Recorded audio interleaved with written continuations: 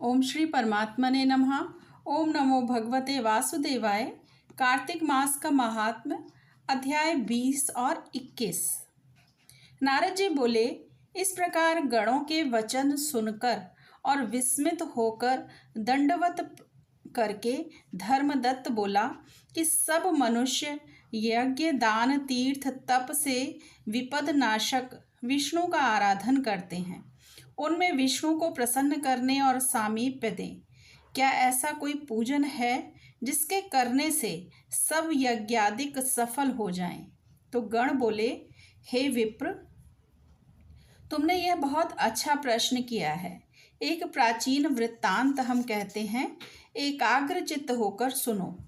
कांचीपुरी में चोल नामक चक्रवर्ती राजा था। इसके ही नाम से चोल देश प्रसिद्ध हुआ। उसके राज्य में कोई आदमी दरिद्री, दुखी, पाप बुद्धि और रोगी नहीं था। असंख्य यज्ञ करने वाले उस चोल के स्वर्ण यज्ञ स्तंभ से ताम्रपड़ी नदी के दोनों किनारे चैत्ररथ नाम के कुबेर की तरह शोभायमान थे। एक समय वह राजा अनंत शयन को गया, जहाँ की योग माया के आश्रम में भगवान शेष शैया पर शयन करते थे। उसने वहाँ लक्ष्मीपति भगवान का मोतियों और सुंदर स्वर्ण के फूलों से पूजन किया और दंडवत प्रणाम करके वहाँ बैठ गया। तब उसने हाथ में तुलसी और जल लिए कांचीपुर में रहने वाले विष्णु भक्त को भगवान को स्नान कराते हुए तुलसी पात्र से पूजन करते पाया। उनके ऊपर ब्राह्मण द्वारा चढ़ाए तुलसी दल से उसके रत्न ढक गए। यह देख राजा कुपित होकर बोला कि यहाँ माणिक स्वर्ण से मैंने पूजा की है और विष्णुदास, वह सब तुलसी पत्रों से तुमने क्यों ढक दिया? तू विष्णु की भक्ति नहीं जानता है, ढोंगी है, जो तू मेरी शोभा युक्त पूजा को ढकता है। तब वह ब्राह्मण राजा के गौरव को तुच्छ समझकर बोला कि हे राजन, तू भी भक्ति को नहीं जानता। तुझे राज्य लक्ष्मी का घमंड है। तूने पहले कितने विष्णु व्रत किया है। गण बोले, ब्राह्मण का वचन सुनकर और हंसकर राजा गर्व सहित वचन कहने लगा कि तू भक्ति का गर्व करता है तो बता, तुझ दरिद्री की भक्ति कितनी है? विष्णु को प्रसन्न करने वाले यज्ञ, दान आदि तूने नहीं किए और ना पहले तूने कोई मंदिर ही बनवाया। ऐसे ही भक्त का तुझे घमंड है। अब सब उपस्थित जन देखते रहो कि विष्णु मुझको दर्शन देते हैं कि इसको दर्शन देते हैं, तभी हम दोनों की भक्ति मालूम हो जाएगी। यह कहकर राजा ने राजगृह में जाए मृदुल ऋषि को आचार्य बनाकर वैष्णव यज्ञ आरंभ कर दिया। उस यज्ञ में बहुत से ऋषि आए, बहुत सा अन्न धन संपत्ति लगाया गया।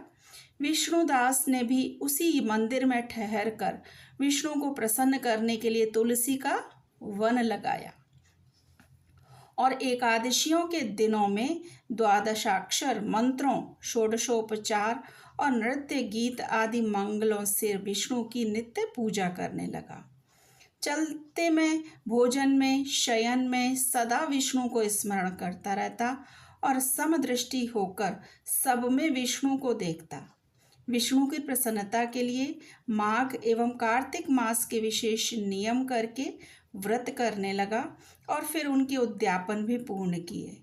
इस समस्त इंद्रियों को वश में करके भगवान का आराधन करते हुए राजा चोल और विष्णुदास को बहुत समय बीत गया।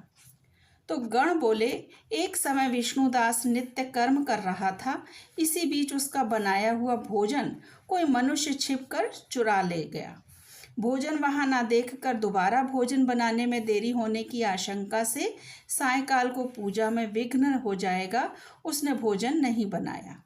दूसरे दिन फिर रसोई तैयार करी, भगवान के भोग की तैयारी की, किंतु भोजन कोई फिर चुरा कर ले गया।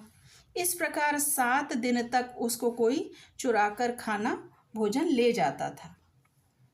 वह विस्मय करता हुआ अपने मन में विचारने लगा कि यह सन्यासी का स्थान है, इसका त्याग तो मैं नहीं करूँगा, किंतु रसोई बनाऊं तो सायंकाल की पूजा कैसे हो।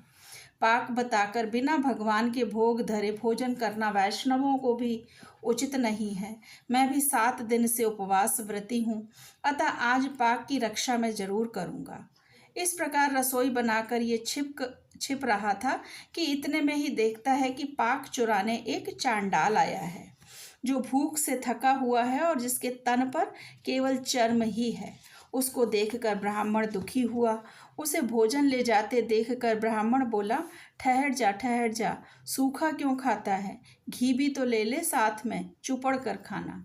ऐसे कहते हुए भागकर आते ब्राह्मण को देखकर डर से चांडाल दौड़ा और रास्ते में गिर पड़ा।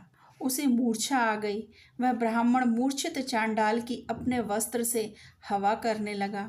जब चांडाल उठकर खड़ा हुआ तो विष्णुदास ने उसे शंख, चक्र, गदा, पद्मधारी नारायण के रूप में देखा। पीतांबरधारी, 4 भुजाओं से युक्त, छाती में लक्ष्मी का चिन्ह, किरीट पहने हुए और अलसी के फूल के समान प्रकाशमान कौस्तुभ मणि सहित उसे देखा। सात्विक भावों से युक्त वह ब्राह्मण उनको देखकर स्तुति और नमस्कार करना चाहता था। तभी इंद्रादिक देवता वहां आ गए। गंधर्व और अप्सराएं नाचने लगीं। वह स्थान सैकड़ों विमानों और ऋषिगणों से भर गया। गीत और बाजों का शब्द होने लगा। फिर विष्णु भगवान सात्विक व्रत वाले अपने भक्त का आलिंगन कर और अपना स्वरूप उसको देकर वैकुंठ को चले गए। सुंदर विमान में बैठे हुए विष्णु के समीप जाते हुए विष्णु को दीक्षा युक्त चोल राजा ने भी देखा। उसको वैकुंठ लोक को जाते हुए देखकर अपने गुरु मुद्गल को बुलाकर चोल बोला, इन जिनकी स्पर्धा से मैंने यह दानादिक किया है, वह ब्राह्मण विष्णु रूप धारण करके वैकुंठ को जा रहा है। विष्णुदास की भक्ति से ही भगवान ने उसको दर्शन दिया। इसलिए दान यज्ञ से भगवान विष्णु प्रसन्न नहीं होते हैं, वे भक्ति से ही प्रसन्न प्रतीत होते हैं। गण बोले। तब राजा ने अपना भांजा गद्दी पर बैठाया। वह बचपन से ही यज्ञ की दीक्षा में रहा था। इसी से उसके कोई पुत्र नहीं हुआ था। इससे अब तक उसके देश में भांजे ही राज्य के अधिकारी होते हैं। चोल अपनी यज्ञशाला में जाकर अग्नि के आगे स्थित होकर विष्णु से प्रार्थना करने लगा कि हे विष्णु, मुझको वाणी और कर्म से स्थित भक्ति दीजिए। यह कहकर सबके देखते देखते अग्नि में कूद पड़ा। मुद्गल ने क्रोध से अपनी शिखा उखाड़कर उस अग्नि में डाल दी। इसी से उसके गोत्र में मुद्गल शिखाहीन होते हैं। तब अग्नि में प्रकट हुए भक्त वत्सल भगवान ने उसको आलिंगन करके श्रेष्ठ विमान में चढ़ा लिया और अपना स्वरूप देकर उसको सब देवताओं में वैकुंठ को प्रस्थान किया। इस प्रकार जो विष्णुदास हैं वह पुण्यशील हो गया और जो चौलराज हैं सो सुशील हो गया। ये समान रूप वाले दोनों भगवान के द्वारपाल बन गए। ओम नमो भगवते वासुदेवाय। श्री कृष्ण अर्पणम अस्तु। हरे कृष्णा।